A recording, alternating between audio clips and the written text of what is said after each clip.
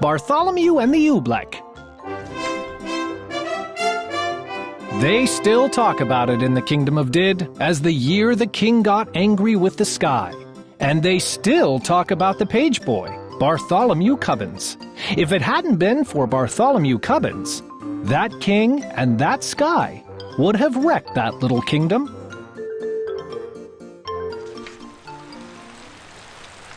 Bartholomew had seen the king get angry many, many times before.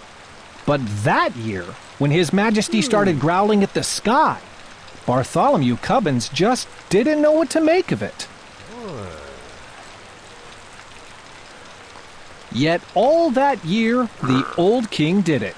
All year long, he stared up into the air above his kingdom, muttering and sputtering through his royal whiskers. "Humph! The things that come down from my sky!" All spring, when the rain came down, he growled at that.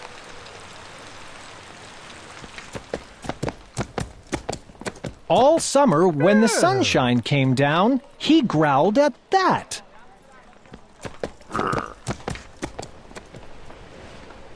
All autumn, when the fog came down, he growled at that.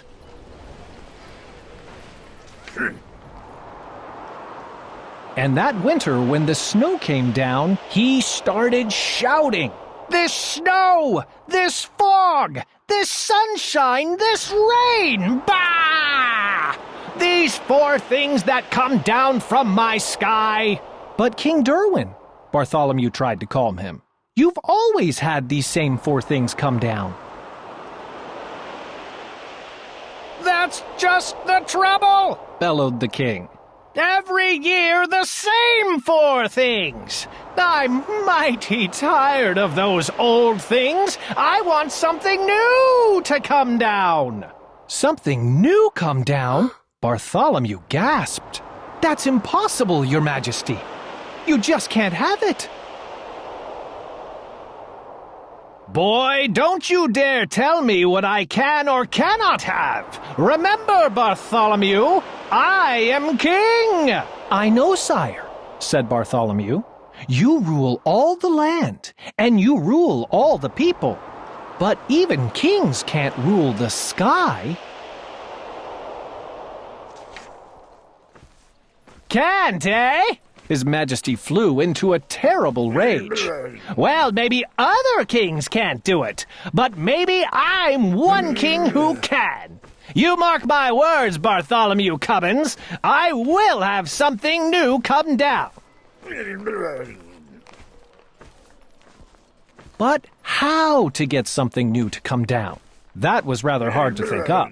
And for many days the old king stomped around, trying to figure out some way to do it.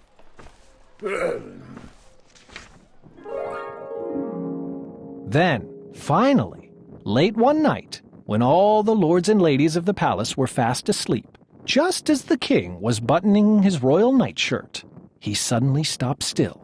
A strange, wild light began to shine in his gray-green eyes. "Oh, why, of course!" He began laughing. "They can do it for me! Bartholomew Cubbins, blow my secret whistle! Quick! Call my royal magicians!" "Your magicians, Your Majesty?" Bartholomew shivered. "Oh, no, Your Majesty! Don't call them!" "You hold your tongue, Bartholomew Cubbins. You do as I command you. Blow my secret whistle." "Yes, sire," Bartholomew bowed. "But, Your Majesty, I still think that you may be very sorry."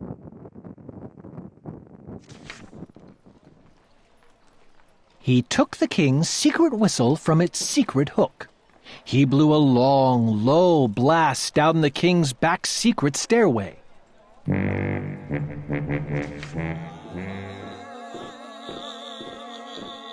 And a moment later he heard them coming. Up from their musty hole beneath the dungeon, up the empty midnight tunnel to the royal bedchamber tower, came the magicians on their padded, shuffling feet. Up and right into the room they came chanting. Shuffle, duffle, muzzle, muff, vista, wista, Mr. Cuff. We are men of groans and howls, mystic men who eat boiled owls. Tell us what you wish, O king. Our magic can do anything.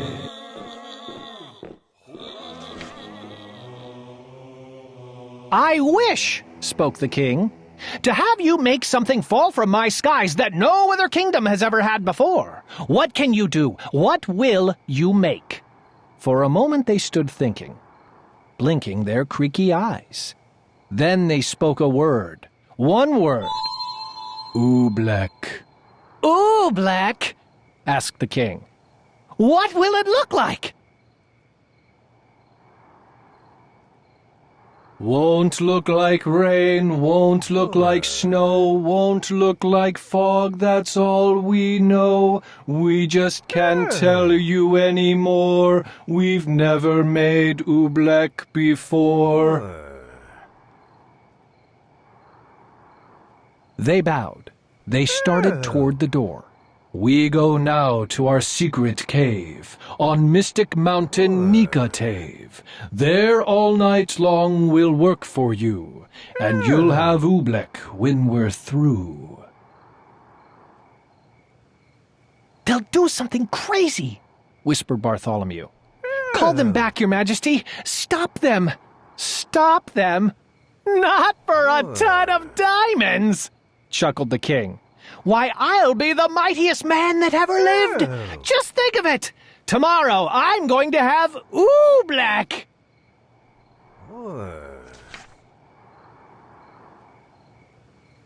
It took Bartholomew a long time to get the excited king to sleep that night, but there was no sleep for Bartholomew the page boy. All night long he stood in the king's window, staring out at the mystic mountain Nicotave. Somewhere up there, Bartholomew knew, the magicians were working their terrible magic. All night the magicians did. All night they walked circles round their magic fire, making magic mumbling with their clucking tongues. Oh, snow and rain are not enough. Oh, we must make some brand new stuff. So feed the fire with wet mouse hair. Burn an onion, burn a chair. Burn a whisker from your chin, and burn a long sour lizard skin. Burn yellow twigs and burn red rust, and burn a stocking full of dust. Make magic smoke green, thick and hot. It sure smells dreadful, does it not? That means the smoke is now just right. So quick before the day gets light. Go, magic smoke, go high, go rise into the kingdom sky. Go make the Oobleck tumble down on every street, in every town. Go make the wondrous Oobleck fall. Oh, bring down Oobleck on us all.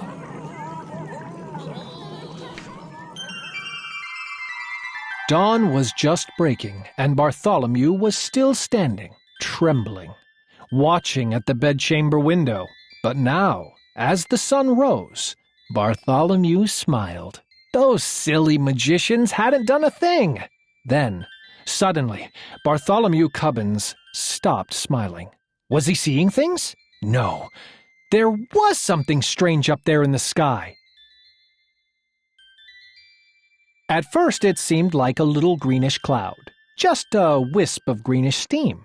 But now it was coming lower, closer, down toward the fields and farms and houses of the sleeping little kingdom. It was swirling around the topmost turrets of the palace. Tiny little greenish specks were shimmering in the air right over his head. Queer little greenish blobs, just about the size of grape seeds. He stretched out his hand. He started to catch one. Then he pulled his hand back. There was something frightening about those blobs. Bartholomew slammed the window shut. "Wake up, Your Majesty!" he shouted. "Your Oobleck! It's falling!"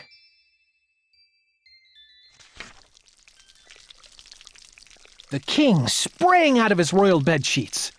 "By my royal whiskers, it is!" he cried. "Oh, that beautiful Oobleck! And it's mine! All mine!" "I don't like the looks of those blobs, sire," said Bartholomew. "They're coming down now as big as greenish peanuts." "Ha ha! The bigger the better!" laughed the king. "Oh, what a day! I'm going to make it a holiday. I want every man, woman, and child in my kingdom to go out and dance in my glorious Oobleck." "Out in that stuff?" asked Bartholomew. "Do you really think it's safe, sire?" "Stop asking foolish questions," snapped the king. "Boy, you run to my royal bell tower. Wake my royal bell ringer. Tell him to ring the great holiday bell." For a moment, Bartholomew Cubbins didn't move. "Run!" barked the king. Bartholomew ran. Across the sleeping palace, Bartholomew ran. Then up the ladder of the high bell tower, he climbed to the bell ringer's little cubbyhole in the belfry. "Ring your bell!" he called. "His Majesty the King proclaims today a holiday." The old man crawled out of his cot. He grabbed the bell. "What's the holiday for, Bartholomew?"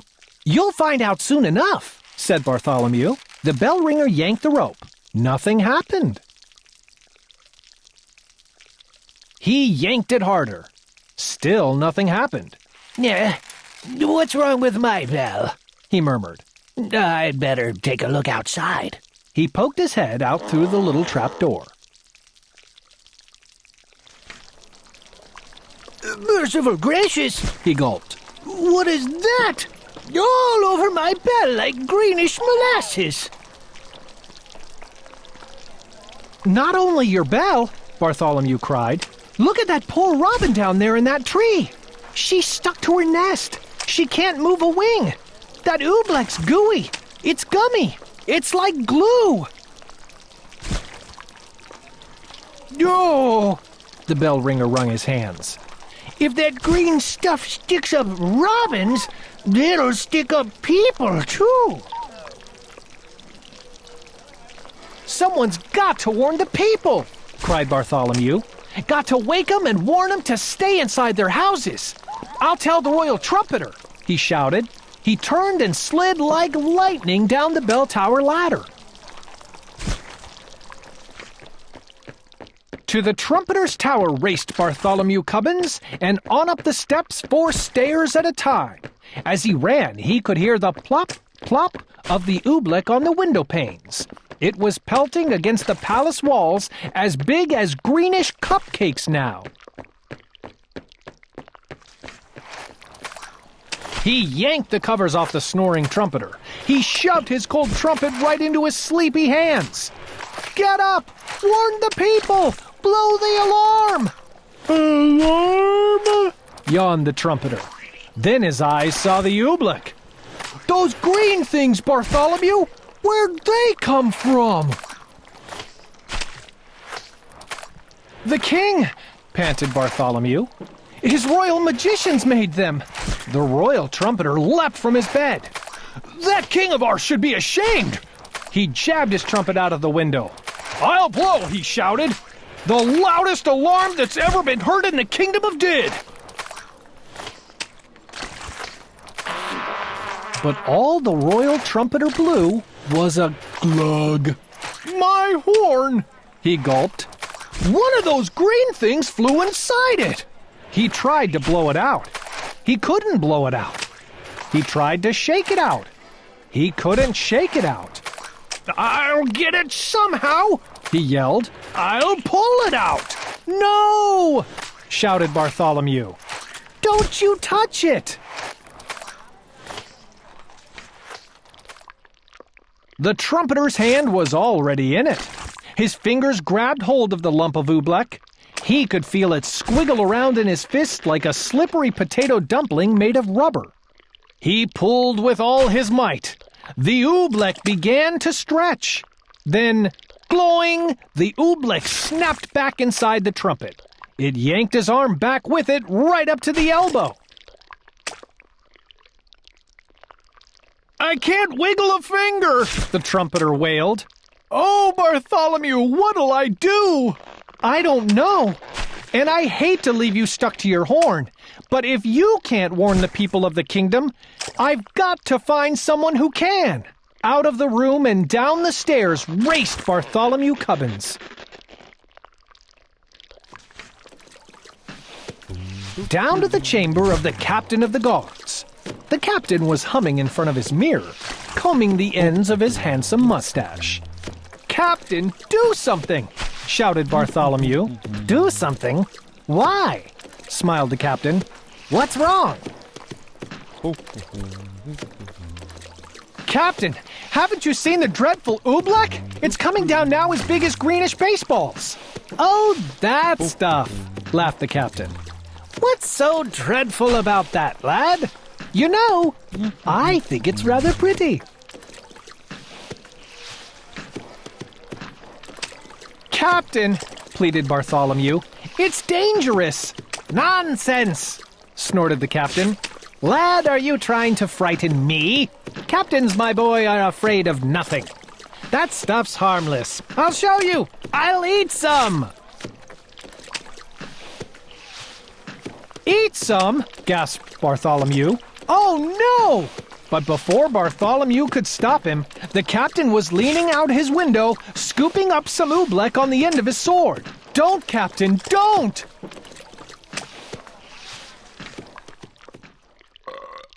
The captain did. By the time Bartholomew dragged him back inside the room, his mouth was glued tight shut with Oobleck. He tried to speak, but no words came out. All the noble captain of the guards could do was blow a lot of little sticky greenish bubbles. "Forgive me for leaving you, Captain," said Bartholomew. "But a captain full of bubbles is no help at all." Bartholomew stretched the poor man out. He left him there on his chamber floor. Bartholomew went tearing through the zigzag palace hallways. "I'll get the king's horse! I'll ride through the country! I'll warn the people of the kingdom myself!"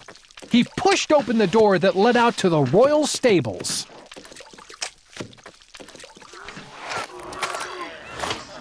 Bartholomew stopped. He could go no farther. The awful Oobleck was plumping down as big as greenish footballs now. Too late to warn the people of the kingdom.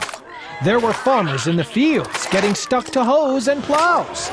Goats were getting stuck to ducks. Geese were getting stuck to cows.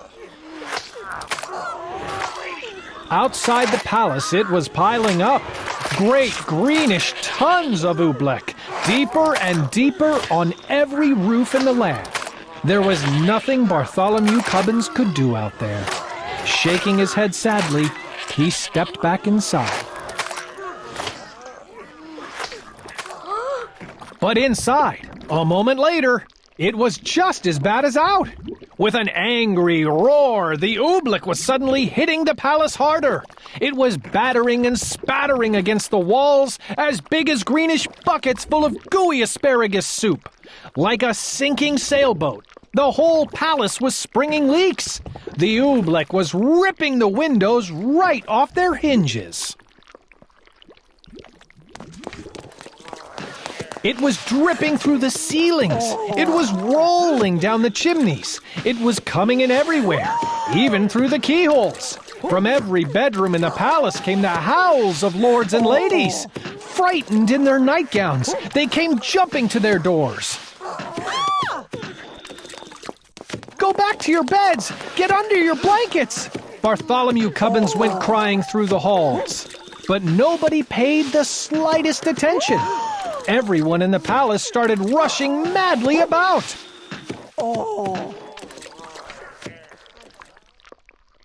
The royal cook rushed down to the royal kitchen. Bartholomew Cubbins saw him trapped there, stuck to 3 stew pots, a teacup, and a cat.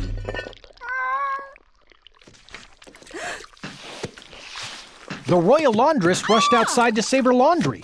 Bartholomew saw her, stuck tight to the clothesline, between 2 woolen stockings and the king's best Sunday blouse.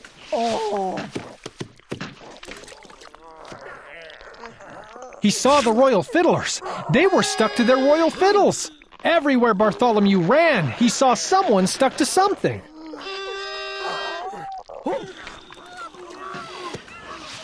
They were stuck up by the dozens. Every last friend he had in the world was flopping and floundering, all hopelessly caught in the goo.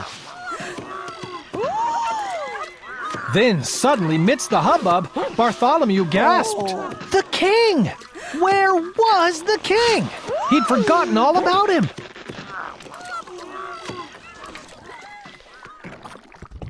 It was in the throne room that Bartholomew found him. There he sat. Old King Derwin, proud and mighty ruler of the kingdom of Did, trembling, shaking, helpless as a baby. His royal crown was stuck to his royal head. The seat of his royal pants were stuck to his royal throne. Oobleck was dripping from his royal eyebrows. It was oozing into his royal ears. "Fetch my magicians, Bartholomew," he commanded. "Make them say some magic words. Make them stop the Oobleck falling." Bartholomew shrugged his shoulders. "I can't fetch them, your majesty. Their cave on Mountain Nikatave is buried deep in Oobleck." "Then I must think of some magic words," groaned the king. "Oh, what are those words my magicians say? Shuffle, duffle, muzzle, muff. That's all I can remember, and they don't do any good. The Oobleck keeps on falling harder." Bartholomew Cubbins could hold his tongue no longer. "And it's going to keep on falling," he shouted, "until your whole great marble palace tumbles down. So don't waste your time saying foolish magic words. You ought to be saying some plain simple words." "Simple words?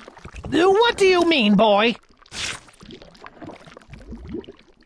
"I mean," said Bartholomew, "this is all your fault. Now, the least you can do is say the simple words, 'I'm sorry.'" No one had ever talked to the king like this before. "What?" he bellowed. "Me? Me say I'm sorry? Kings never say I'm sorry, and I am the mightiest king in all the world."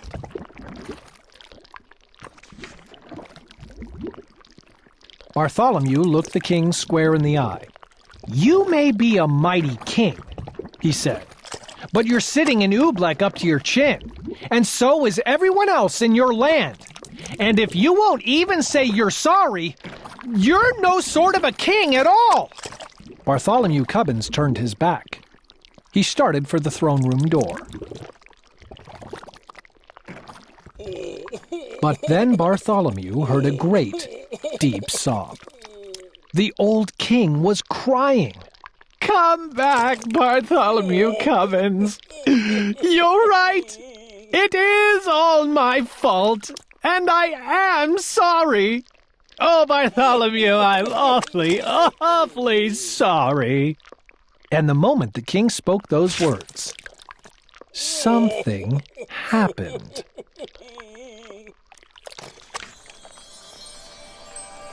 Maybe there was something magic in those simple words, "I'm sorry." Maybe there was something magic in those simple words, "It's all my fault." Maybe there was, and maybe there wasn't. But they say that as soon as the old king spoke them, the sun began to shine and fight its way through the storm. They say that the falling Oobleck blobs grew smaller and smaller and smaller.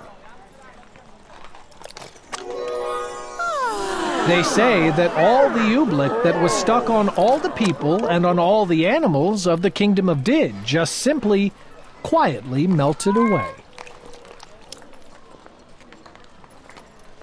And then, they say, Bartholomew took the old king by the sleeve.